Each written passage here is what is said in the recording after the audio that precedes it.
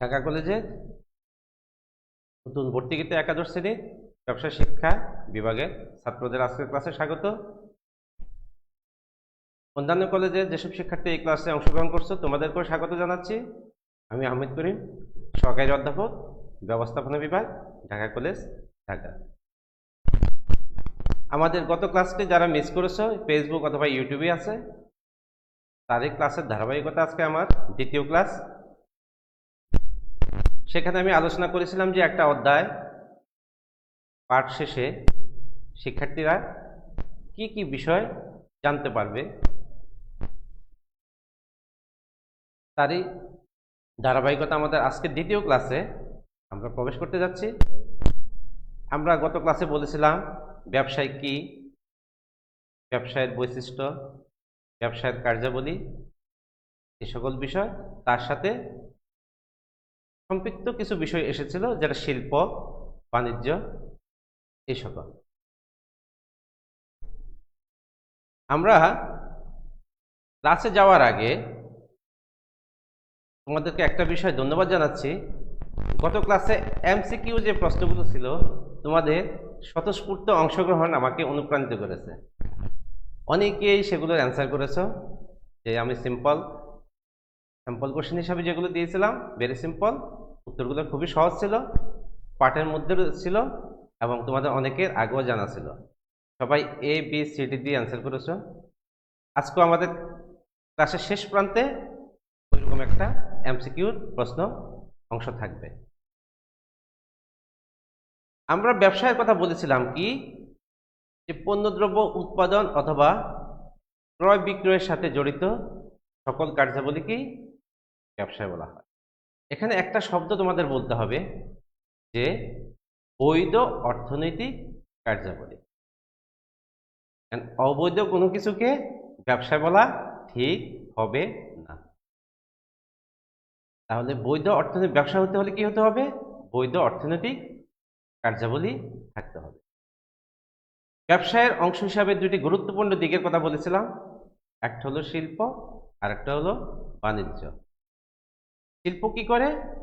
যে রূপগত, আকৃতিগত, কাঠামোগত পরিবর্তন করে চূড়ান্ত পণ্য তৈরি করে, আর বাণিজ্যের মাধ্যমে সেগুলো ভোক্তার হাতে পৌঁছে দেয়া হয়। আসো আজকে আমরা পাঠে যাই যথারীতি একটা উদ্দীপক দিয়ে, এবং সেই আলোচনার মাধ্যমে আমরা পাঠে প্রবেশ করব। উদ্দীপকটি হলো, জনাব মাসুম একজন শিল্পপতি। তার একটি পোশাক শিল্প ও গৃহায়ন শিল্প রয়েছে। এছাড়া তিনি সাভারের নিজস্ব জমিতে ফার্ম তৈরি করে গবাদি পশু পালন, বিভিন্ন প্রকার গাছের চারা আবাদ করেন। তিনি ব্যবসায়িকভাবে যথেষ্ট সফলতা অর্জন করেছেন। মাসুম সাহেবের মতো শিল্পপতিদের বাংলাদেশের অর্থনীতিতে ব্যাপক ভূমিকা রয়েছে। এইরকম প্রশ্ন আসবে, তারপরে হলো তোমার সেগুলো উত্তর দেওয়ার পালা। আর উত্তরটা যদি খুব সুন্দর না হয় তাহলে ভালো নম্বর পাওয়ার কোনো সুযোগ নেই। জ্ঞানমূলক এবং অনুধাবনমূলক যে দুটি প্রশ্ন রয়েছে সেগুলো ওই অধ্যায়ের ভিতর থেকে যে কোনো প্রশ্ন যে কোনোভাবে দিতে পারে, ছোট ছোট প্রশ্নগুলো। আর প্রয়োগ এবং উচ্চতর দক্ষতা, এই দুটি প্রশ্ন তোমার সংশ্লিষ্ট পাঠে অথবা সংশ্লিষ্ট অধ্যায়ে একটি নির্দিষ্ট টপিকসের উপর থেকে অবশ্যই থাকবে। যেমন আমরা বলেছিলাম কি, যে অধ্যায় পাঠ শেষে শিক্ষার্থীরা ব্যবসার ধারণা লাভ করবে, ব্যবসায়ের কার্যাবলী সম্পর্কে জানতে পারবে, বাণিজ্যের আওতা জানতে পারবে, বাংলাদেশের ব্যবসায় সমস্যা জানতে পারবে। এই যে কাজগুলো ছিল এইগুলো, এই নিচের দুইটা কোশ্চেন সংশ্লিষ্ট অধ্যায়ের যে কোনো টপিকসের উপর হবে। আর সেই টপিকসগুলোকে আমরা তোমাদের এখানে আলোচনা করে থাকি পয়েন্ট ভিত্তিক, যাতে মনে থাকে, কিন্তু পরীক্ষায় পয়েন্ট আকারে লেখার কোনো সুযোগ নেই। জ্ঞানমূলক প্রশ্ন প্রথমে যদি আসি, আমরা শিল্প কি? ইতিমধ্যে আমরা জেনে গেছি শিল্প ব্যবসায়ের আওতাধীন এবং যা উৎপাদন কাজে জড়িত থাকে। অর্থাৎ প্রাকৃতিক যে প্রদত্তগত সম্পদ আছে সেগুলোর রূপগত কাঠামোগত পরিবর্তন করে শিল্প কি করে ব্যবহার উপযোগী করে তৈরি করে। পরের প্রশ্নটা আছে আমাদের, সেবা পরিবেশক শিল্প বলতে কি বুঝো? সেবা পরিবেশক শিল্প বলতে কি বুঝো? এখন এই যে শিল্পের বিভিন্ন প্রকারভেদ আছে, যেগুলো হয়তো আমরা দেখি আজকের কোনো আলোচনায় আমরা ঢুকতে পারি কিনা। সেবামূলক শিল্প বলতে বোঝায় প্রত্যক্ষভাবে মানুষকে অথবা মানুষের জীবনকে, জীবনযাত্রার মান উন্নয়নে কাজে জড়িত থেকে মুনাফা অর্জনের লক্ষ্যে পরিচালিত হয়, তাকে বলা হয় সেবামূলক শিল্প। এই সেবামূলক শিল্পের আওতা কি কি হতে পারে? তোমরা জানো যে পেশাগত যে বিষয়গুলো আছে, ডাক্তার, ইঞ্জিনিয়ার অথবা আইনজীবী অথবা হতে পারে হাসপাতাল, স্কুল, কলেজ, শিক্ষা প্রতিষ্ঠান এই জাতীয়। তাহলে সেবামূলক শিল্প হলো মানুষের জীবনকে আরামদায়ক করে পণ্য বা সেবা সরবরাহ করার মাধ্যমে মুনাফা অর্জনের যে লক্ষ্য, তাকে বলা হয় সেবামূলক শিল্প। তারপরে প্রশ্নটি আছে আমাদের, মাসুম সাহেবের শিল্প প্রতিষ্ঠান কোন শিল্পের অন্তর্গত ব্যাখ্যা করো। এখন এটা তুমি কোন শিল্প বলবা? মাসুম সাহেবের যে শিল্পগুলো, তার সেখানে দেখো উদ্দীপকটা ভালো করে তোমরা একটু খেয়াল করো আবারও স্ক্রিনে। সেখানে তার একটি পোশাক শিল্প আছে, তার গৃহায়ণ শিল্প আছে, তার সাভারের নিজস্ব জমিতে ফার্ম আছে, গবাদি পশু পালনের এবং বিভিন্ন প্রকার গাছের চারা আবাদ করেন, চারটা আছে। তার মানে কোন শিল্পের অন্তর্গত? এই ক্ষেত্রে গিয়ে আমরা সরাসরি শিল্পের অন্তর্গত বলার জন্যে তাহলে ওই শিল্পগুলোর কিছু বৈশিষ্ট্য আমাদের তুলে ধরতে হবে। আমরা যদি বৈশিষ্ট্যগুলো তুলে ধরতে পারি কার, সেটা হলো শিল্পের। তাহলে আমি একটু বলে দিই, আমাদের আরেকটা টপিকস আমি পরে যাব, তখন হয়তো ভালো করে তোমরা বুঝতে পারবা যে পোশাক শিল্প এটা কোন ধরনের শিল্প, গৃহায়ণ শিল্প কোন ধরনের শিল্প, তারপর গবাদি পশু পালন, চারাগাছ উৎপাদন, এগুলো শিল্পের প্রত্যেকটি প্রকারভেদ। তাহলে আমরা প্রথমে আসি শিল্প অন্তর্গত বলাতে আমরা যদি কিছু বৈশিষ্ট্য নির্ণয় করতে পারি শিল্পের, তাহলে আমরা বুঝতে পারবো যে হ্যাঁ এগুলা এই শিল্পের মধ্যে পড়ে। শিল্পর প্রথম বৈশিষ্ট্য যদি আমরা আইডেন্টিফাই করতে যাই, বলতে পারি উৎপাদনের শাখা। শিল্প কি? ব্যবসায়ের যে একটা গুরুত্বপূর্ণ বিষয় উৎপাদন, সেই উৎপাদন কাজে নিয়োজিত কার্যাবলীগুলি কোথায় সম্পাদিত হয়? শিল্পের মাধ্যমে সম্পাদিত। আর এখানে কি হয়? শিল্পের মধ্যে পণ্যের রূপগত উপযোগ সৃষ্টি হয়, সেখানে কাঁচামাল থেকে মানুষের ব্যবহার উপযোগী পণ্য তৈরি করা হয়। এক সময় যখন আমরা দেখতাম যে অনেক আগে যে আমাদের আসবাবপত্র কাঠের কোনো খাট, চেয়ার, টেবিল এই ধরনের কোনো কিছু হলে আমরা কি করতাম, যে কাঠ মিস্ত্রি কাঠ কিনে এই ধরনের একটা ঘরোয়া পরিবেশে স্বল্প পরিসরে তৈরি করা হতো। কিন্তু সাম্প্রতিক সময়ে এটা কিন্তু এখন সে ক্ষুদ্র পর্যায়ে নেই। তোমরা বিভিন্ন বড় বড় কোম্পানির যে আসবাবপত্রের যে শোরুমগুলো দেখো, হাতির, আক্তার, অটবি, এরা কিন্তু এখন এই কাঠ থেকে রূপগত উপযোগ সৃষ্টি করে এই ব্যবসাকে এখন শিল্পের পর্যায়ে নিয়ে এসেছে।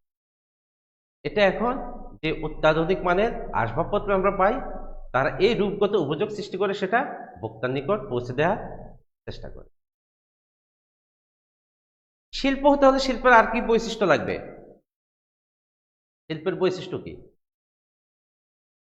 তোমরা যারা এখানে ক্লাস করছো ইংরেজি, বাংলা, আমাদের ব্যবসা শিক্ষা শাখার, তোমরা ক্লাস করছো অ্যাকাউন্টিং, ফিনান্স, তোমরা ক্লাস করছো উৎপাদন ব্যবস্থাপনা বিপণন, তোমরা ক্লাস করছো আমার এই ক্লাসটি গত 2 দিন থেকে ব্যবসা সংগঠন। এক একজন শিক্ষকের খেয়াল করে দেখো এক এক ধরনের বৈশিষ্ট্য উপস্থাপনা। তাহলে শিল্পের ক্ষেত্র নিশ্চয়ই কোনো বৈশিষ্ট্য আছে, সেটা কি? কেন্দ্রীভূত কর্ম। অর্থাৎ শব্দটা একটু জটিল হলো, বিষয়টা হলো যে শিল্প এক জায়গায় থাকে। এক জায়গাতেই প্রতিষ্ঠিত হয় এবং সেখান থেকেই উৎপাদনের কাজগুলো পরিচালিত হয়। তাহলে এখন তাহলে অন্যটা বিষয় কি? বাণিজ্যটা তাহলে কি? কারণ বাণিজ্য তো একজন ব্যবসায়ী তার যে উৎপাদিত পণ্যগুলো, সে আমাদের যে 64 জেলা আছে, সে যে 64 জেলায় কি করতে পারে? গুদামজাত করতে পারে। কিন্তু 64 জেলায় একটা শিল্প অথবা কারখানা বা উৎপাদনের জন্য শিল্প ইউনিট তার পক্ষে স্থাপন করা সম্ভব নয়। এই কারণে বলা হয় যে শিল্পের কাজগুলো কেন্দ্রীভূত। এই শিল্পের আর কি বৈশিষ্ট্য হতে পারে? একটা শিল্প যখন উৎপাদন কাজে নিয়োজিত হবে, সেখানে কি লাগবে? যন্ত্রপাতি লাগবে,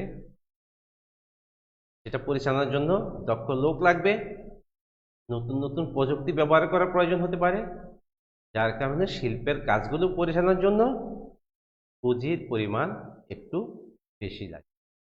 একটা শিল্প প্রতিষ্ঠান গঠনের জন্য কি লাগবে?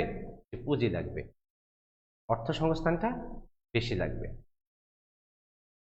অর্থ সংস্থান যেখানে বেশি, সেখানে ঝুঁকির পরিমাণটা বিদ্যমান থাকে। আর গত ক্লাসে আমি বলেছিলাম ব্যবসা মাত্রই কি হয়? ঝুঁকি বিদ্যমান। এবং একজন ব্যবসায়ী কি করে? এই ঝুঁকি মোকাবেলা করেই সে কিন্তু তার যে কাঙ্ক্ষিত লক্ষ্য মুনাফা অর্জন, সেই লক্ষ্য দিকে এগিয়ে যায়।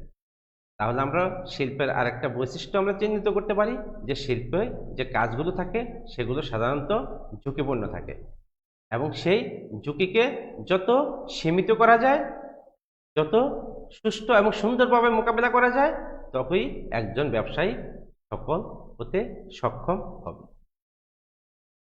বাণিজ্যের কি কাজ? বাণিজ্যের কাজ আমরা বলছিলাম যে উৎপাদিত পণ্য ভোক্তার কাছে পৌঁছে দেয়। তাহলে এই উৎপাদিত পণ্য এই যে আসবে কোথা থেকে? শিল্প থেকে। যে একজন ব্যবসায়ী, তার গুদাম আছে, গুদাম থেকে সে নিমিষে যে কোনো সময় যে কোনো মুহূর্তে কয়েক টন, কয়েক প্যাকেট এই ধরনের পণ্য সে বের করে দিতে পারে।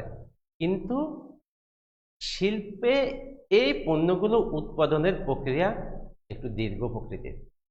তার মানে আমি বলতে চাচ্ছি যে শিল্পের ক্ষেত্রে যদি আমি বিনিয়োগ করা হয়, এখান থেকে ফলটা খুব সহজেই পাওয়া যায় না। ফলটা পাওয়া যায়, পেতে বিলম্ব হয়। একটা দেশে অর্থনৈতিক মেরুদণ্ড শক্তিশালী বলা হয় যেই দেশে শিল্প যত বেশি উন্নত। শিল্পে যদি উন্নত হয়, তাহলে সেই দেশের অর্থনৈতিক কাঠামো মজবুত হবে।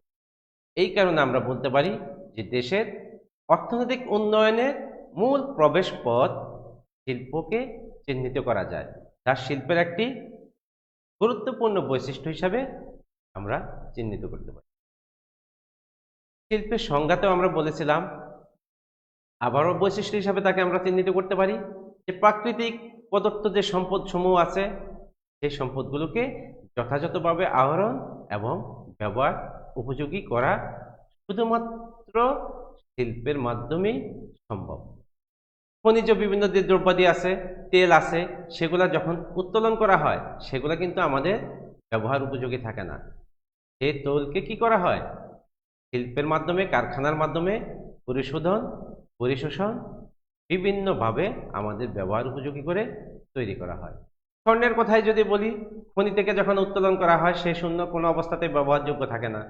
তাহলে প্রাকৃতিক পদার্থে এই সম্পদ একমাত্র ব্যবহার উপযোগী করা যায় কিসের মাধ্যমে?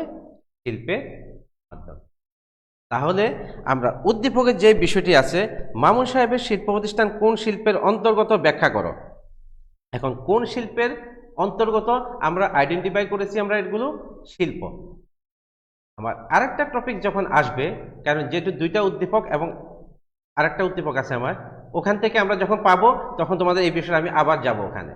আমি শুধুমাত্র আলোচনা করলাম এখন শিল্পের বৈশিষ্ট্য। এই উদ্দীপক অনুযায়ী আরেকটা টপিক আছে, যেটা উদ্দীপকে আলোচিত শিল্প প্রতিষ্ঠানগুলো বাংলাদেশের অর্থনীতিতে কি ভূমিকা পালন করছে তা বিশ্লেষণ করো। অর্থাৎ একটা শিল্প একটা দেশের অর্থনৈতিক উন্নয়নে কি ভূমিকা পালন করতে পারে, যা এই মাত্র বলে আমি শেষ করলাম যে একটি দেশের অর্থনৈতিক উন্নয়নে মূল চালিকা শক্তি কাকে বলা হয়? শিল্পকে বলা হয়। তাহলে আমরা যদি উদ্দীপকের শেষ প্রশ্নটা, উচ্চতর দক্ষতার প্রশ্নটি আমরা অ্যান্সার করতে যাই, তোমাকে এখানে জানতে হবে যে আমাদের পাঠের মধ্যে যে নির্দিষ্ট টপিকটি আছে, যে দেশের অর্থনৈতিক উন্নয়নে ব্যবসায়ের গুরুত্ব। খুব সুন্দর একটা টপিক আমাদের ওখানে সাজানো আছে। আমি আগেও বলেছিলাম যে শেষের দুটি প্রশ্ন আমাদের সংশ্লিষ্ট অধ্যায়ের নির্দিষ্ট টপিকসের উপর হিট করবে। নির্দিষ্ট টপিকসগুলি যদি তোমার জানা থাকে তাহলে তুমি বড় প্রশ্ন দুইটার অ্যান্সার করতে পারো। এখন যদি আমরা আসি যে মামুন সাহেবের যে শিল্প, তার এই যে শিল্প কার্যাবলী আমাদের দেশের অর্থনীতিতে কিভাবে প্রভাব ফেলতে পারে, আমরা জেনে নেব যে ব্যবসায়ের অর্থনৈতিক অবদানগুলো। তাহলে আমরা প্রথমে আইডেন্টিফাই করতে পারি সম্পদের সুষ্ঠু ব্যবহার, সদ্ব্যবহার। একটি দেশের যে প্রাকৃতিক সম্পদ আছে ছড়িয়ে ছিটিয়ে থাকে, সেগুলো ততক্ষণ পর্যন্ত আমাদের কোনো উপকারে আসবে না যতক্ষণ পর্যন্ত সেগুলো আমাদের ব্যবহার উপযোগী করে তৈরি করা না হয়। আমাদের যে বনের যে গাছ আছে, সেই গাছ আমাদের ব্যক্তিগতভাবে আমরা যারা আছি এখানে যে ভোক্তা, আমাদের কোনো উপকারে কিন্তু আসে না। আর পরোক্ষভাবে উপকারে আসে বলবো স্যার ওই গাছে তো ছায়া দেয়, ওই গাছে তো পাখি বসে, ওই গাছের পাখি ফল খায়, সবই সত্য। কিন্তু আমরা যারা ভোক্তা, সেই বনের কাঠ যতক্ষণে এই প্রাকৃতিক সম্পদ কাঠ থেকে আসবাবপত্র তৈরি না হয়ে আমাদের কাছে আসবে, ততক্ষণ পর্যন্ত ওই প্রাকৃতিক সম্পদের কোনো গুরুত্ব নেই। তাহলে একটি দেশে ছড়িয়ে ছিটিয়ে থাকা যে প্রাকৃতিক সম্পদ, সেই সম্পদ শুধুমাত্র কিসের মাধ্যমে? ব্যবসায়ের মাধ্যমেই ব্যবহার উপযোগী করে গড়ে তোলা যায়। এখন ব্যবসায় বলতে তোমরা খেয়াল করো যে স্যার বলতেছেন শিল্প, আবার বলতেছেন ব্যবসা। শিল্প, ব্যবসা, বাণিজ্য কিন্তু এগুলো জড়িত। আমার এই যে মাথা ব্যবসা, ডান হাত বাণিজ্য, বাম হাত শিল্প, তাকে এই তিনটা জিনিস আমার থেকে কিন্তু বিচ্ছিন্ন করা যাবে না। এই কারণে তোমরা হয়তো দ্বিধাদ্বন্দ্বিত হয়ে যেতে পারো যে স্যার কখনো বলছেন ব্যবসা, কখনো বলছেন শিল্প। আসলে তিনটা কাজই একসাথে যায়। অর্থনৈতিক অবদান মাসুম সাহেবের যে ব্যবসা সেটা রাখতে পারে কিনা? অবশ্যই রাখতে পারে। তার এতগুলো প্রতিষ্ঠান আছে, সেই এতগুলো প্রতিষ্ঠান পরিচালনা করার জন্য তার কি প্রয়োজন হয়? তার কর্মী বাহিনীর প্রয়োজন হয়। তার যে কর্মী বাহিনী, তার মানে পরোক্ষভাবে আমরা বলবো যে একটি দেশের ব্যবসা যত উন্নত হবে, সেখানে কর্মসংস্থান বৃদ্ধি পাবে। আর কর্মসংস্থান যদি বৃদ্ধি পায়, তাহলে বেকারত্ব হ্রাস পায় এবং মানুষের জীবনযাত্রার মান উন্নত। ব্যবসায়ের কারণে একটি দেশের অবকাঠামোগত উন্নয়ন ত্বরান্বিত হয়। কারণ ব্যবসায়ের যে পরিবহন ব্যবস্থা, যেই নৌপথ, স্থলপথ, আকাশপথ, এই পথগুলো পর্যায়ক্রমে উন্নত হতে থাকে।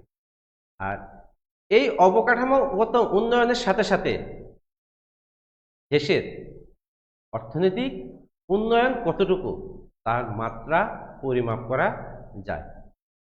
আমরা বিভিন্ন সময় টিভি নিউজে অথবা বিভিন্নভাবে পত্রিকায় যখন বিভিন্ন দেশের ছবি দেখি, তখন বলি কি, ওদের যে অবকাঠামো অবস্থা দেখে বলি না বেশি ধনী দেশ না, গরিব দেশ। কারণ ওই যে অবকাঠামোগত দিক দিয়ে আমরা দেখে বুঝে ফেলতে পারি। তাহলে একটি দেশকে অর্থনৈতিকভাবে আমরা উন্নয়ন তখনই বলবো যখন সেই দেশের অবকাঠামো উন্নয়নগুলো আমাদের চোখে দেখা যায়। একটি দেশের অথবা যে কোনো দেশের সরকার রাষ্ট্র পরিচালনার জন্য যে বিষয়টির উপর নির্ভর করে, সেটা হলো রাজস্ব। আর ব্যবসা যদি উন্নত হয়, ব্যবসায়ীরা যদি তাদের যে রাজস্ব যথাসময়ে পরিশোধ করে, তাদের সরকারের যে তহবিল, সেই তহবিল শক্তিশালী হয়। আর দুর্বল ব্যবসায় কাঠামো দিয়ে কোনো রাষ্ট্র শক্তিশালী রাজস্ব কাঠামো গড়ে তুলতে পারবে না। তাহলে আমাদের যে পয়েন্টটা ছিল যে অর্থনীতিতে কি ভূমিকা পালন করেছে, অর্থনীতিতে অবশ্যই একটি দেশের ব্যবসা গুরুত্বপূর্ণ ভূমিকা পালন করতে সক্ষম হয়। কারণ সরকারের যে রাজস্ব, সেটার একটা বৃহৎ অংশ আসে আমাদের কোথা থেকে? ব্যবসায়ী প্রতিষ্ঠান থেকে। অর্থনৈতিক প্রবৃদ্ধি বৃদ্ধি পায়। আমরা প্রতি বছরে দেখি যে বাজেটের আগে পরে অথবা বিভিন্ন গবেষণা প্রতিষ্ঠান যে আমাদের অর্থনৈতিক প্রবৃদ্ধি কত আছে এই বছর, সেই বিষয়গুলো তারা প্রকাশ করে থাকে। আর এই অর্থনৈতিক প্রবৃদ্ধি বৃদ্ধির গুরুত্বপূর্ণ হাতিয়ার হতে পারে শুধুমাত্র একটি দেশের সংশ্লিষ্ট ব্যবসায় প্রতিষ্ঠান সমূহ। ব্যবসায়িক কর্মকাণ্ড যত সম্প্রসারিত হবে, যত বৃদ্ধি পাবে, পরিবহন ব্যবস্থা তত উন্নত হবে। আর পরিবহন ব্যবস্থা যদি উন্নত হয় তাহলে ব্যবসায় যে আরেকটি অংশ আছে বাণিজ্য কি, যে ভোক্তার নিকট চূড়ান্ত পণ্য চূড়ান্তভাবে ভোক্তার কাছে পৌঁছে দেওয়া। তাহলে যদি পরিবহন ব্যবস্থা সুন্দর এবং উন্নত হয় তাহলে কি হবে, ওই ব্যবসায়িক কর্মকাণ্ডগুলো যথাসময়ে যথাস্থানে পণ্য পৌঁছে দেওয়া সক্ষম হবে। এই কারণে একটি দেশের পরিবহন ব্যবস্থা কতটুকু উন্নত সেটা অনেক অংশই ব্যবসায়িক কর্মকাণ্ডের উপর নির্ভর করে। তোমরা এমনও খেয়াল করবে আমাদের দেশে একটু দৃষ্টি দিয়ে যেখানে বড় বড় শিল্প প্রতিষ্ঠানগুলো স্থাপিত আছে সেখানে দেখবা অনেক ক্ষেত্রে ওই প্রতিষ্ঠান নিজেই অনেকগুলো রাস্তা তারা তৈরি করে দিয়েছে তাদের আসা যাওয়া, এবং উদ্দেশ্য হলো পরোক্ষভাবে ওই কর্মকাণ্ডের মাধ্যমে নিজেকে প্রতিষ্ঠিত করা, অর্থাৎ তাদের যে লক্ষ্য মুনাফা অর্জন করা। অনেক প্রতিষ্ঠান দেখবা যে মাঠের মধ্যখানে আছে কিন্তু আসা যাওয়ার জন্য রাস্তা নাই, তার আশেপাশের রাস্তাগুলো ওই প্রতিষ্ঠান নিজস্ব উদ্যোগে অনেক সময় করে দেয়। তাহলে একটি সুন্দর পরিবহন ব্যবস্থার জন্য ব্যবসায় কি করতে পারে, গুরুত্বপূর্ণ ভূমিকা পালন করতে পারে।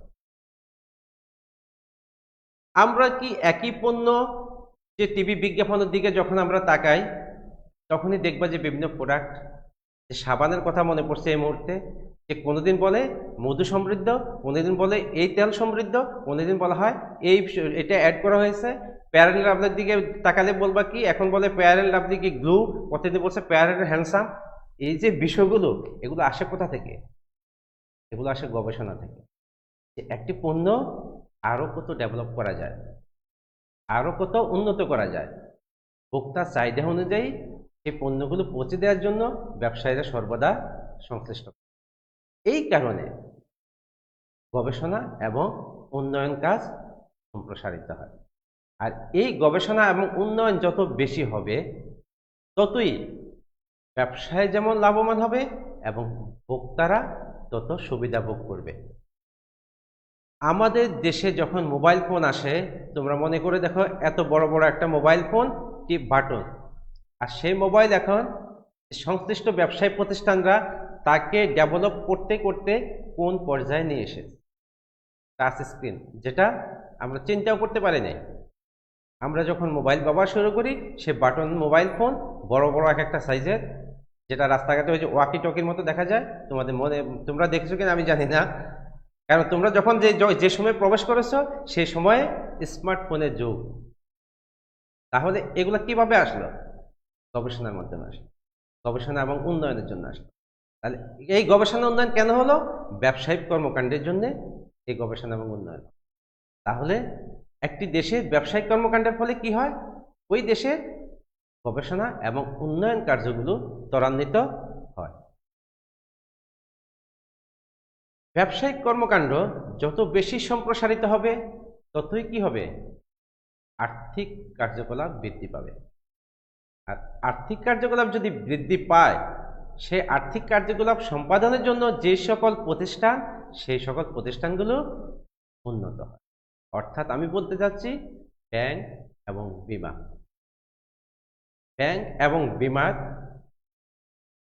প্রতিষ্ঠা এবং তাদের গতিশীল এবং তাদের লক্ষ্যমাত্রা অর্জনের জন্য ব্যবসায়ের বিকল্প নেই। অর্থাৎ ব্যবসায়িক কর্মকাণ্ড সম্প্রসারণের সাথে সাথে ব্যাংক এবং বীমা প্রতিষ্ঠানগুলোর কি হয়? উন্নয়ন ঘটে।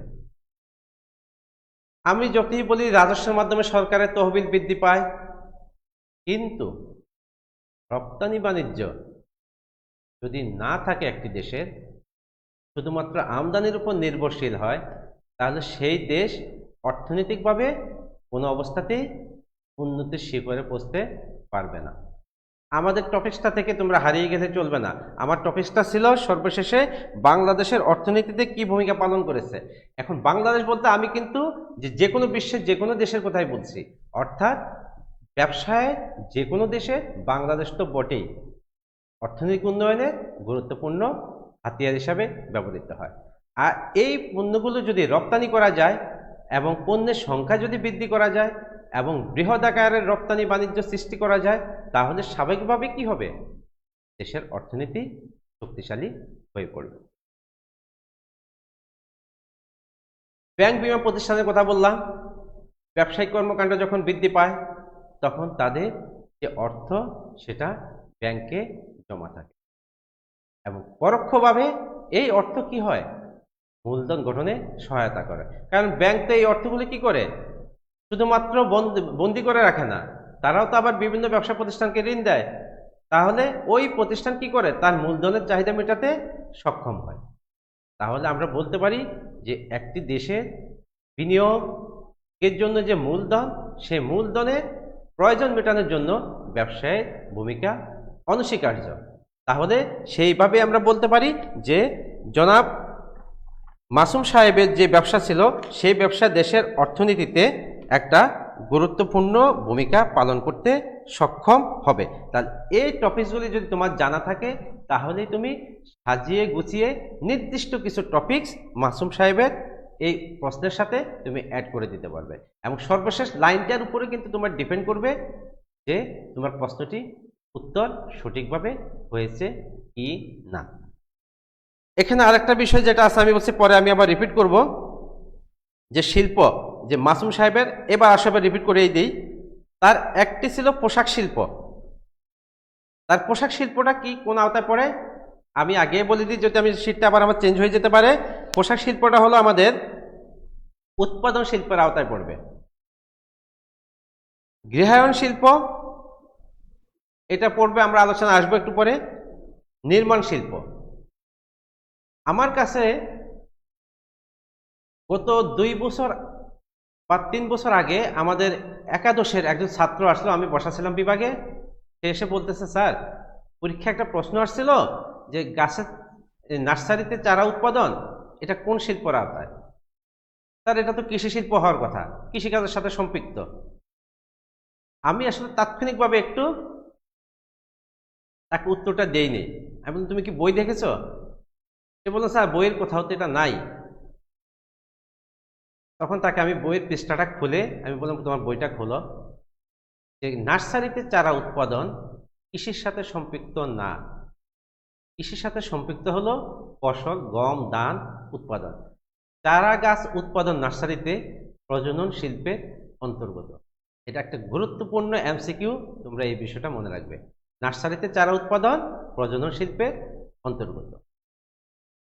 আচ্ছা, তার আরো ছিল, তো এটাই বলাই হয়ে গেছে যে বিভিন্ন প্রকার গাছের চারা, তাহলে গাছের চারা যে আবাদ করেন সেই গাছের চারাটা তার হবে প্রজনন শিল্পের অন্তর্গত হবে। আসো আমরা আবার 2 নম্বর স্লাইডটা দেখি আমাদের।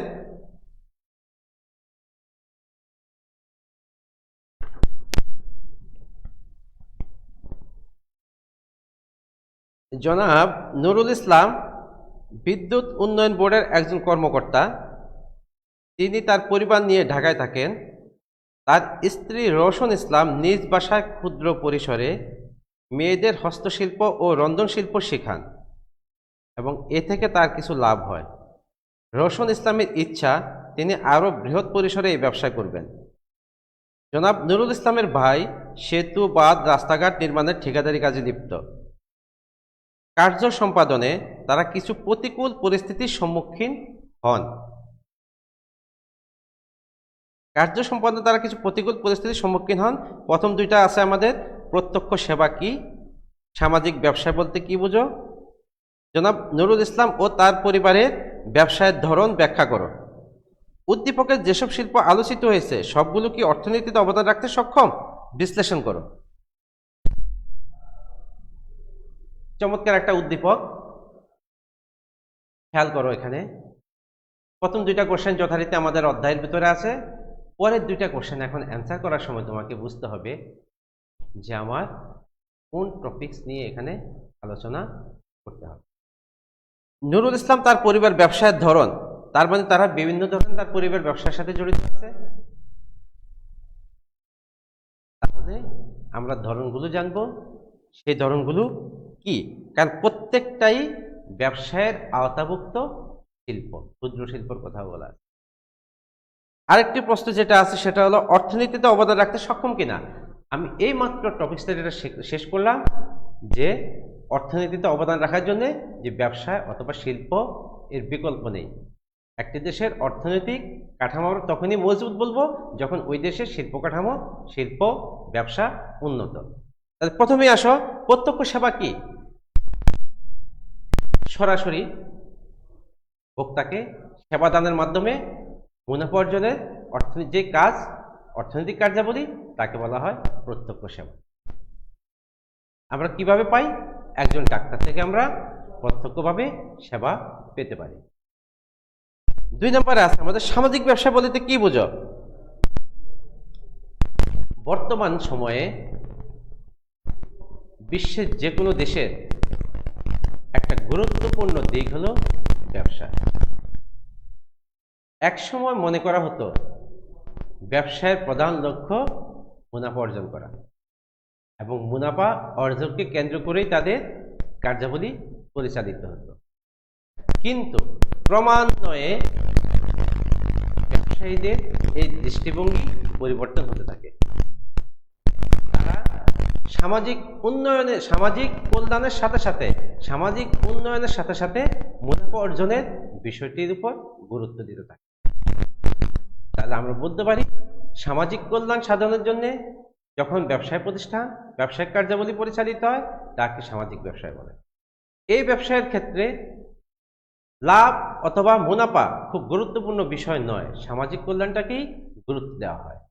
কিন্তু শব্দটা যেহেতু সামাজিক ব্যবসায়, আর ব্যবসায় যখন বলি আমরা, তখন মুনাফার বিষয়টা অবশ্যই জড়িত। তাহলে এই মুনাফাটা কি হয়? যারা উদ্যোক্তা তারা কি নিয়ে যায়? এই মুনাফা ব্যবসা সম্প্রসারণের কাজে। তাহলে সুন্দর করে যদি বলবো তুমি অনুধাবন প্রশ্নটা, সামাজিক কল্যাণ সাধনের উদ্দেশ্যে যখন ব্যবসায়িক কর্মকাণ্ড পরিচালিত হয় তাকে সামাজিক ব্যবসা বলে, এবং এই ব্যবসা হতে অর্জিত মুনাফা ব্যবসায় সম্প্রসারণের কাজে ব্যবহৃত। পরের প্রশ্নটা আমাদের, নুরুল ইসলাম তার পরিবার ব্যবসার ধরন ব্যাখ্যা করো। কোন ধরনের ব্যবসা করতেছে তারা? তাদের ধরন যদি আমাদের জানতে হয় তাহলে সে আমাদের কি জানতে হবে? তারা যেখানে উৎপাদনে জড়িত সেই বিষয়গুলো জানতে হবে। আর উৎপাদনে জড়িত কোন অংশ ব্যবসায়? শিল্প। তাহলে আমরা বুঝতে পারি যে আমরা শিল্পের নিশ্চয়ই কিছু প্রকারভেদ আছে, শ্রেণীবিভাগ আছে, সেগুলো কি, সেগুলো খুব বিস্তারিত জানার দরকার নেই, সেগুলো শুধুমাত্র তোমাদের এমসিকিউ প্রশ্নের মধ্যে আসতে পারে। আর এখানে যেহেতু আছে সেই কয়েকটা বিষয়কে তুমি শুধুমাত্র হাইলাইট করে দিবে। একটা শিল্প হলো আমাদের উত্তোলন শিল্প। তাহলে উত্তোলন শিল্প তার এই পরিবার ব্যবসার ধরনের ভিতরে উত্তোলন শিল্পের আওতায় পড়ে না। কিন্তু তোমাকে জানতে হবে, যখন এই প্রশ্নটা চেঞ্জ করে আবার অন্যরকম দিবে, যে জনাব নুরুল ইসলাম তার যে একটা কারখানা আছে সেখান থেকে তিনি কি করেন, যে আসবাবপত্র তৈরি করেন, অথবা তিনি কি করেন, যে খনিজ পদার্থ যে তেলগুলো আছে সেগুলোকে রূপান্তরের ব্যবসায় জড়িত আছেন, এই ধরনের যখন বলা থাকবে তখন দেখা যাবে যে একটা হলো নির্মাণ শিল্প হতে পারে, একটা হতে পারে তোমার প্রজনন শিল্প হতে পারে। এই টপিকসগুলো জেনে নিলে পর্যায়ক্রমে তোমরা অ্যান্সারগুলো করতে পারো। উত্তোলন শিল্প কি? উত্তোলন শিল্প হলো খনি থেকে যে খনিজ দ্রব্য সেগুলো উত্তোলন করে ব্যবহার উপযোগী করে তৈরি করা। তারপরে যদি আমরা বলতে পারি প্রজনন শিল্প, ইতিমধ্যে আমি বলে ফেলেছি প্রজনন শিল্প গবাদি পশু পালন, হাঁস মুরগির খামার, এবং একটা গুরুত্বপূর্ণ টপিকস আমি বলেছিলাম যে নার্সারিতে চারা উৎপাদন প্রজনন শিল্পের আওতাভুক্ত। নির্মাণ শিল্প, নির্মাণ শিল্প আছে, এবার তুমি পেয়ে গেছো যে নুরুল ইসলামের ভাই সেতু বাঁধ রাস্তাঘাট নির্মাণের ঠিকাদারি কাজে লিপ্ত। দেখো তোমার কিন্তু প্রথম দুইটা আসেনি, উৎপাদন শিল্পের কথাও আসেনি, তোমার প্রযোজনা শিল্পের কথাও আসেনি। এবার কিন্তু 3 নাম্বারটা তোমার চলে আসছে। তার বাইরে জড়িত সেটা কোন শিল্পের সাথে জড়িত সে। এখন তোমার যদি জানা না থাকে যে সেতু, বাঁধ ইত্যাদি কোন শিল্পের আওতাভুক্ত পড়ে, হলো নির্মাণ শিল্পের আওতাভুক্ত। এখানে ইট, বালু, সিমেন্ট, রড এই সকল দ্রব্যাদি ব্যবহৃত হয়। যান্ত্রিক শিল্প, যান্ত্রিক শিল্পটা কি? এখানে যন্ত্র এবং মানুষের সমন্বয় ঘটে। যে যন্ত্রগুলো মানুষ পরিচালনা করে, তেমনি শিল্পগুলোর মধ্যে পড়ে আমাদের পাট শিল্প পড়তে পারে, চিনি শিল্প পড়তে পারে, বস্ত্র শিল্প পড়তে পারে। সেবা পরিবেশক শিল্প, যেটা আমাদের প্রথমে চলে আসছিল, প্রত্যক্ষ সেবা কি? তাহলে সেবা পরিবেশক শিল্পটা কি? সেবা পরিবেশক শিল্প হলো যে সরাসরি সেবাদানের সাথে সম্পৃক্ত পেশাগত যারা, যে ব্যবসায়ী শ্রেণী হতে পারে, তারা কি করে যে সরাসরি সেবাদানের মাধ্যমে তাদের মুনাফা অর্জনের যে লক্ষ্য তা অর্জন করার চেষ্টা করে। কৃষিজ শিল্প, কৃষিকে এখন শিল্প আকারে নিয়ে আসা হয়েছে, কারণ বাংলাদেশ সহ বিশ্বের বিভিন্ন দেশে যে গতানুগতিক যে কৃষি চাষাবাদ, সেই চাষাবাদের মধ্যে এখন বৈজ্ঞানিক ছোঁয়া লেগেছে, যার কারণে এটাকে এখন কৃষিজ শিল্প আকারে নিয়ে আসা হয়েছে। কৃষি শিল্পের মধ্যে কি পড়বে?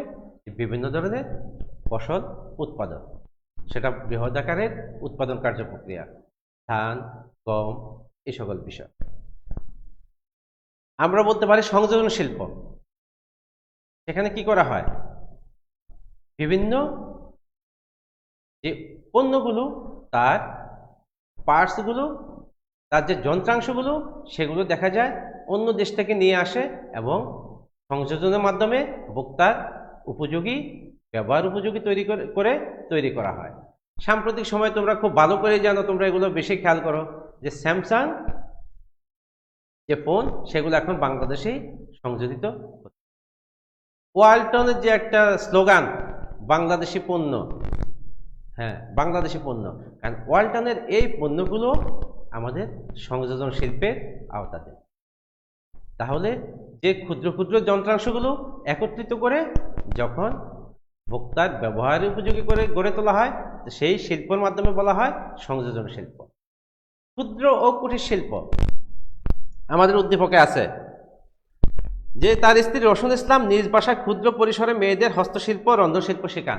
তাহলে ক্ষুদ্র পরিসরে ক্ষুদ্র মূলধনের মাধ্যমে যখন ব্যবসায়িক কর্মকাণ্ড পরিচালিত হয়, পণ্য উৎপাদিত হয়, আর তাকেই বলা হয় ক্ষুদ্র ও কুটির শিল্প।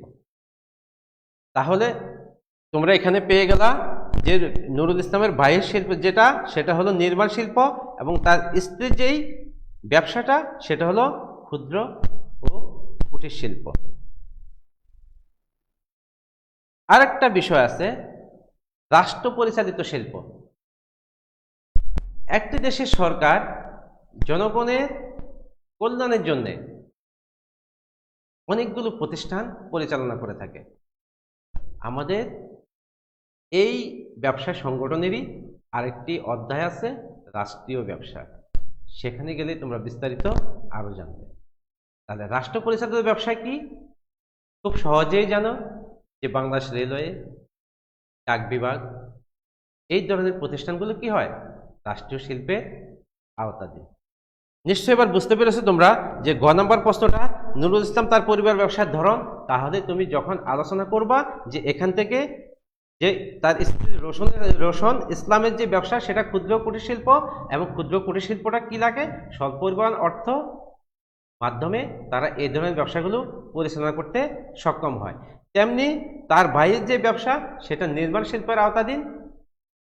এইভাবে লিখে তোমার শেষের প্রশ্নগুলো তোমাকে অ্যান্সার টানতে হবে যে উদ্দীপকে আলোচিত জনাব নুরুল ইসলামের যেই ভাই এবং স্ত্রী ব্যবসার সাথে সম্পৃক্ত, সেগুলো ক্ষুদ্র কুটির শিল্প এবং নির্মাণ শিল্পের আওতাধীন। ভিতরে যতটুকুই থাকুক, কিন্তু শেষ এবং শুরুর লাইনটা তোমাকে অবশ্যই সুন্দর করে দিতে হবে, এবং উদ্দীপকের সাথে যেন সেটা মিল থাকে। পরের প্রশ্নটি হলো আমাদের, উদ্দীপকে যেসব শিল্প আলোচিত হয়েছে সবগুলো কি অর্থনীতিতে অবদান রাখতে সক্ষম? বিশ্লেষণ করো। আমরা তো বলতেই পারি ক্ষুদ্র কুটির শিল্প, যেহেতু ক্ষুদ্র প্রকৃতির, সেখানে কিছু মানুষ সম্পৃক্ত থাকে এবং তারা জীবিকা নির্বাহের জন্য এই বিষয়টিকে বা ক্ষুদ্র কুটির শিল্পের সাথে তারা এখন বলছে যে এগুলো কি সব কি আমাদের অর্থনীতিতে অবদান রাখতে পারে বা কেন পারে না? তাহলে আমরা বলতে পারি কি যে আলোচিত সবগুলি অর্থনীতিতে অবদান রাখতে সক্ষম। এক্ষেত্রে উত্তরটা তোমার কাছে। তুমি যদি বলো সক্ষম, তোমার আলোচনাটা হতে হবে পজিটিভ। তুমি যদি বলো সক্ষম না, তাহলে তোমাকে সক্ষমের সাথে সাথে কিছু নেগেটিভ বিষয় দিতে হবে। এই উত্তরটা নির্ভর করবে তোমার উপরে। তুমি সক্ষম করলে তোমার উত্তরের সপক্ষে তুমি যুক্তি নিয়ে আসবা, আর তুমি যদি অক্ষম বলো তোমার উত্তরের বিপক্ষে তুমি উত্তরের সপক্ষে সেখানেও তুমি কিছু বিপক্ষমূলক কথা বলতে হবে। তার মানে যে টপিকটা আমরা আলোচনা করতে চাচ্ছি সেটা হলো যে সবগুলো অবদান অর্থনীতি অবদান রাখতে সক্ষম কিনা। আমরা বলতে পারি যে সক্ষম, আমরা বলবো যে সক্ষম না। এবং কি কারণে সক্ষম না? যে নিশ্চয়ই এসব ব্যবসা কার্য পরিচালনার ক্ষেত্রে কিছু সমস্যা আছে, এবং ওই সমস্যাগুলো যদি তুমি 2-4-5টা জেনে রাখতে পারো তাহলে তুমি বলতে পারবা যে সক্ষম না। যে নুরুল ইসলাম তার স্ত্রী ক্ষুদ্র কুটির শিল্প পরিচালনা করেন, তুমি সেখানে গিয়ে যদি বলো যে তার কার্যক্রম পরিচালনার জন্য যে দক্ষ কর্মী সেখানে তিনি সময় মতো পাচ্ছেন না, যার ফলে তার যে ব্যবসায়িক কর্মকাণ্ড সেটা সঠিকভাবে অর্থনীতিতে অবদান রাখতে সক্ষম নয়। জিনিসটাকে আমি বুঝাতে পারলাম?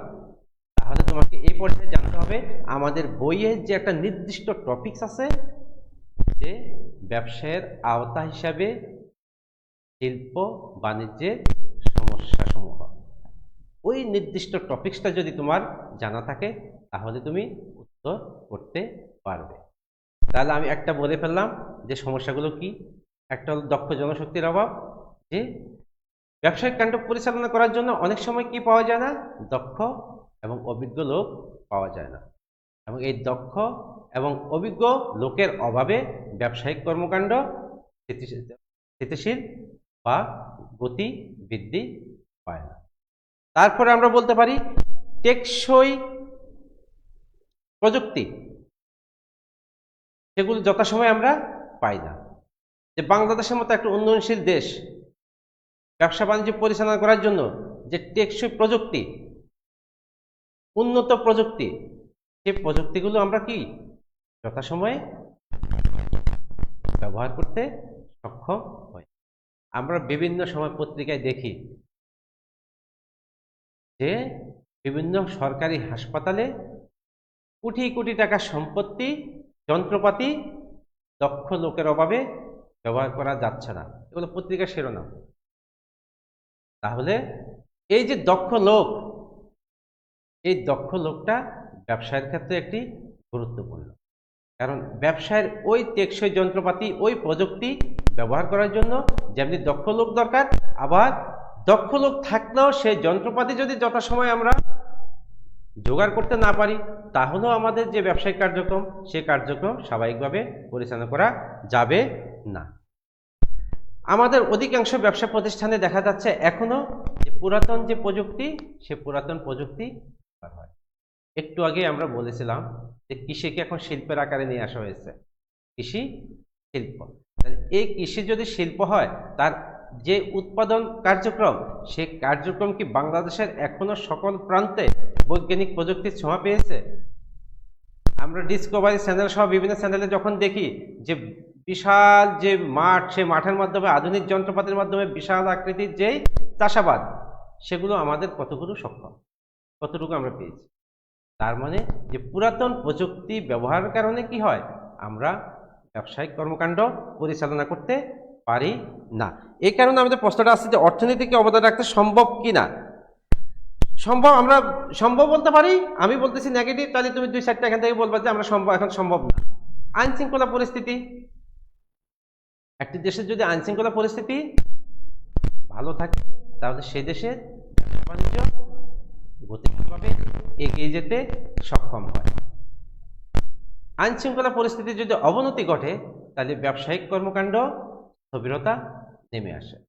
এটা বিভিন্ন কারণে বিভিন্ন সময় সৃষ্টি হয়ে থাকে। পরিবহন ব্যবস্থার কারণে কি হয়, অত্যন্ত বলিষ্ঠভাবে বলেছিলাম যে একটা দেশের পরিবহন ব্যবস্থার সাথে কি ব্যবসায়িক কর্মকাণ্ড সম্প্রসারণের বিষয়টি জড়িত।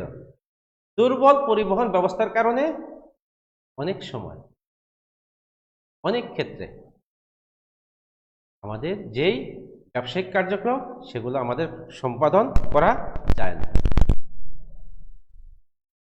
অবদান রাখতে সক্ষম কিনা আমি যদি বলি, তাহলে আমি আরেকটা বলতে পারি যে অর্থনীতিতে সবগুলো অবদান রাখা সম্ভব না, কারণ ক্ষুদ্র কুটির শিল্পের যে বাজার, সেই বাজারটা অত্যন্ত সীমাবদ্ধ। আমাদের যেই ছোট রাষ্ট্রীয় কাঠামো, সেই রাষ্ট্রীয় কাঠামোর মাধ্যমে ক্ষুদ্র কুটির শিল্পের বাজারটা অত্যন্ত সীমাবদ্ধ, আর এই সীমাবদ্ধতার কারণেই এই শিল্পটি প্রসারিত হতে পারে না এবং যথাযথভাবে দেশের অর্থনৈতিক উন্নয়নে অবদান রাখতে ব্যর্থ। এই টপিকসগুলো তোমরা যে আমাদের যে মূল বই আছে সেই মূল বইগুলো দেখে অন্তত এই ক্লাসটা তোমাদের পরোক্ষভাবে এই মুহূর্তে আমি জানি যে তোমরা যারা ভর্তি হয়েছো তোমরা বই কোনটা কিনবা, বই কি করবা, কোন পার্ট কিভাবে, তোমরা কিছুই কিন্তু এই প্রতিকূল পরিস্থিতি জানা সম্ভব ছিল না। কিন্তু এই ক্লাসটা যারা দেখছো তারা অন্তত আমার বিশ্বাস যে আমি কতটুকু বোঝাতে পারলাম কি পারলাম না সেটা মূল্যায়ন না করে স্যার কোন কোন টপিকসগুলোর কথা বলছে বইয়ের পৃষ্ঠাটা উল্টিয়ে অন্তত দেখ। এই বিশ্বাসটুকু আমাদের জন্মেছে, এই বিশ্বাসটুকু আমাদের অধ্যক্ষ মহোদয়ের আছে এবং আছে বলেই কিন্তু এই কার্যক্রমটা আমরা চালিয়ে যাচ্ছি। আসো আমরা তোমাদের সবচেয়ে আমি গত ক্লাসে সাড়া পেয়েছিলাম যে বিষয়টি আমি আজকে রেখেছি এরকম একটা অংশ এমসিকিউ প্রশ্ন। আমরা এমসিকিউ প্রশ্নগুলোর উত্তর আমি বলছিলাম যে আজকে আমি বলবো না, বলে দিব, কারণ নেক্সট ক্লাস আসা পর্যন্ত আবার দেরি হয়ে যেতে পারে। এই কারণে আমি বলবো, কিন্তু একটু সময় নিয়ে তার আগে তোমার উত্তরগুলো দিবে। আমাদের 1 নম্বর যে প্রশ্নটা আছে, ব্যবসায়ের প্রথম ও মৌলিক কাজ কি? 4টি উত্তর আছে: ক্রয় বিক্রয়, উৎপাদন, মুনাফা অর্জন, বন্টন। আমার আলোচনার ভিতর বিভিন্ন সময় বিভিন্নবার বহুবার চলে আসছে ব্যবসায়ের প্রথম মৌলিক কাজ কি। প্রথম ও মৌলিক, দেখো উৎপাদন কিন্তু ব্যবসায়ের কাজ, এবং এই উৎপাদন কার অন্তর্ভুক্ত? শিল্পের অন্তর্ভুক্ত। মুনাফা অর্জন তো অবশ্যই ব্যবসার একটা লক্ষ্য থাকে, এটাকে কাজ কি বলবো? বন্টন। কোন ব্যবসায়ের একটা অন্তর্ভুক্ত বলছি? বাণিজ্য। এই বাণিজ্যের মাধ্যমে কি হয়? ক্রেতার ভোক্তার নিকট পণ্যগুলো পৌঁছে দেয়া হয়। আরেকটা আছে ক্রয় বিক্রয়। তাহলে প্রথম ও মৌলিক কাজ হিসেবে তুমি কাকে চিহ্নিত করবা? যেটা আমি সংজ্ঞাতে বলেছিলাম, পণ্য উৎপাদন ও ক্রয় বিক্রয়ের মাধ্যমে, তাহলে আমরা এখানে বলবো যে ক্রয় বিক্রয়টাকে। এইরকম প্রশ্ন যখন আসে তখন কিন্তু পরীক্ষার মধ্যে দ্বিধাদ্বন্দ্বিত হয়ে যেতে হয় কোনটা অ্যান্সার দেব। তাহলে এক্ষেত্রে আমরা বলবো ক্রয় বিক্রয়। গুদামজাতকরণ নিচের কোন কাজের অন্তর্ভুক্ত? খুব যদি শুনে থাকো ইজি অ্যান্সার করতে পারবা। শিল্প, বাণিজ্য, সেবা ও ব্যবসা। উত্তর বি। কার মাধ্যমে পণ্যের ঝুঁকি দূর হয়? সরকার, ব্যাংক, অনেকে মিলে, বীমা। খুবই স্বাভাবিক অবস্থা যে বীমা কি করা হয়? ঝুঁকি নিরসনের কাজে নিয়োজিত। ব্যবসায়ের প্রাথমিক কাজ কোনটি? এবার আসো 1 নম্বর আর 4 নম্বরের সাথে তুমি তফাৎ করো। 1 এবং 4-এর সাথে 1 নম্বরে ছিল ব্যবসার প্রথম ও মৌলিক কাজ, এবার এসে বলছি ব্যবসার প্রাথমিক কাজ কোনটি। এগুলাই কিন্তু তোমাদের দ্বন্দ্বের সৃষ্টি করে। তাহলে অ্যান্সার যদি দিয়ে থাকো এ, তারা সঠিক। আমরা 2 নম্বরে যাই।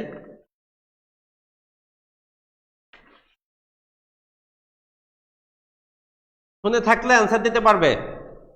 নিচের কোনটি নির্মাণ শিল্পের অন্তর্গত?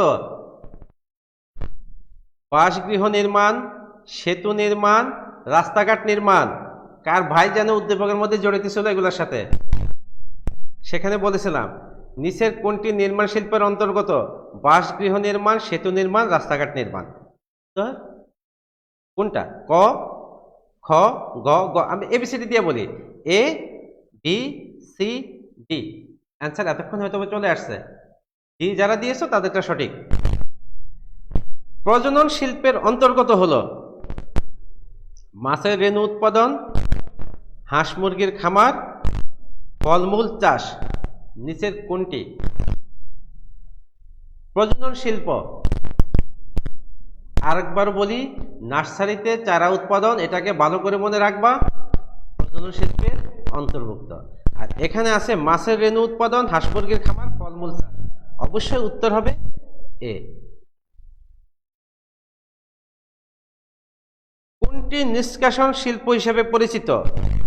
মৎস্য শিকার, খনিজ সম্পদ উত্তোলন, রাস্তাঘাট নির্মাণ। রাস্তাঘাট নির্মাণ ইতিমধ্যে আমরা জেনেই গেছি নির্মাণ শিল্পের আওতাভুক্ত। আর নিচে আছে দুটি, এই দুটির মধ্যে তোমাকে কনফিউশন সৃষ্টি করতে পারে।